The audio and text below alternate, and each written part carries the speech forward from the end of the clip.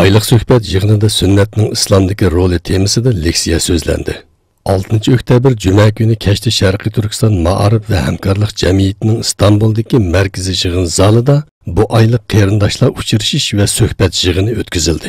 Yig'inda jamiyat raisi Hidoyatullo O'g'izxon tariximizdagi 68 yillik asorat temasida so'z qilib, bizning hijrat hayotimizda ajoyib jafo mushaqqatlarga duch kelganligimizni esimizdan chiqarmasligimizni, bizning hijratga nima uchun chiqqanligimizni, nima ishlarni qilishimizning lozimligi haqida obdan o'ylanishimizning to'limi muhim bo'lib qolganligini, bizdek ig'ir kunlarga qolgan hamma narsamiz Xitoy tajovuzchilari tomonidan dafsanda qilingan bir xalq ruhliq bo'lishimizni, birimizga ozroq musibat kelsa o'zimizni yo'qotmasdan, balki irodamizni texmi chingitishimiz kerakligini, bizga foydasizda ko'rinayotgan bir real sharoitda bu ahvollardan hargizmi umidsiz bo'lmaslik kerakligini ta'kidladi.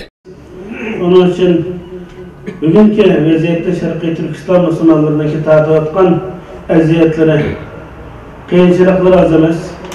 Bu bizning hayotimizning har qismida, har babida muhim rolni oladi. Bizningki taqdirimizning nima bo'lishi, bizningki iymonimizninki qanday mukammallashishi yoki kam qilishi,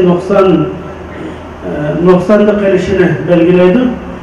Chunki biz qulluq ichida, asorat ichida dinimizni to'liq yashamaydigan, dinimizni to'g'ri bir shaklda o'rganolmaydigan, o'qitanmaydigan, izzat, obro', nomusimizni, vijdonimizni, dinimizni, vatanimizni, zaminimizni, etaklarimizni, zehnlarimizni, qalblarimizning so'qishini, ritmini o'z qo'l ilkimizda bo'lmagan, qo'limizdan chiqarib qo'ygan, yo'qotib qo'ygan bir zavodliq bir millat bo'lganligimiz uchun bu shu kun tartibimizdagi Sharqiy Turkiston qaziyasi masalasini muzokara qilmasdan o'tishimiz to'g'ri bo'lmaganligi uchun men majburan bu sahnani, bu o'rinni erishga majbur bo'ldim.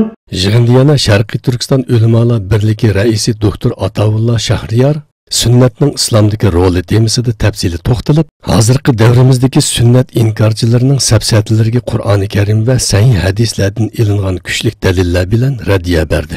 Doktor Ataullah Shahriyar sunnat payg'ambar alayhissalomning amaliy harakatlarida davom qilgan ish harakati ekanligini, sunnat Qur'oni Karimning sharhisi ekanligini, sunnat Qur'oni Karimning mazmunidan ilinganligini, qandoqli bir kishi payg'ambar alayhissalomning sunnati bo'yicha mangsa Qur'oni Karimning ko'rsatmasi bo'yicha mangadiganligini ommabop tushunchalik qilib sharhlab berdi. Buni men davom edim. Buni Qur'oni Karimni agar tadqiq qilib o'qisam, hamma yerda shunday bor. Men abiyatim va hidoyatlajim gap vaqtida Qur'oni Karimda va men yuti'illoh va men yuti'illoh va men yuti'il ifodasini bir arab telefonda Qur'onda bilgisayar 7 yerda va men yuti chiqadi. Va men yuti'ni nega desanlar, kimki itaat desa, Allah'a itaat desa deydi. İtaat boysunsa. Şununla hamma narsani taslim etsa. Şunun tamam yerida "Men yuti Allah ve Resul, men yuti Allah ve Resul'e."